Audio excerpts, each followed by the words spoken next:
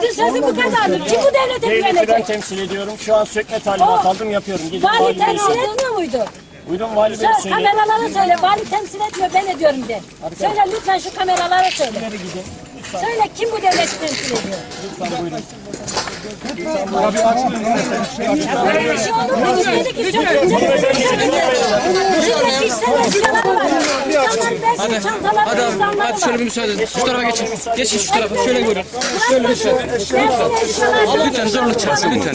Şu tarafa geçin Ben lütfen. buraya kamyon getirttim. Eşyaları çıkartacaktım. Kendim sökecektim.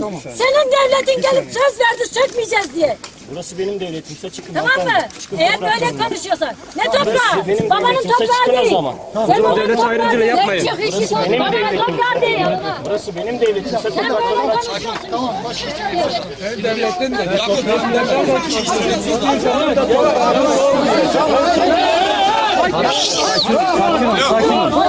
Sakin.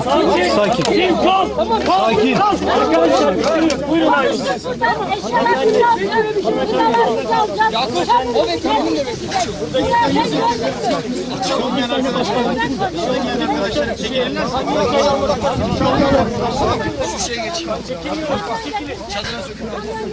Şöyle karşısına alayım biz karşıya. Yıkın devam et. Çadırlar yakın. Bu benim devletimse, bu benim toprağımsa, lütfen buyurun ayrılın. Sen kimin nerede ama senin devletin isabetini düşünün. Bu devlet işine çalışıyor. Devleti ben Ayrılın. Ama senin devletin değil mi?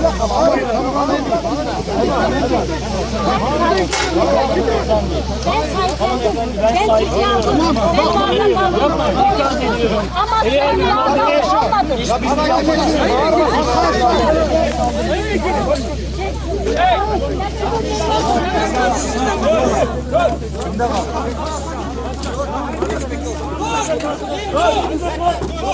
Hadi.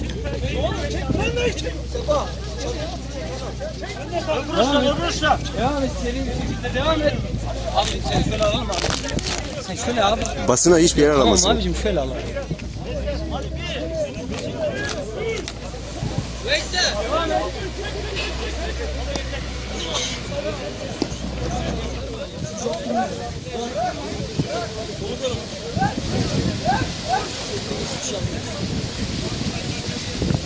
Karşı benimkinin.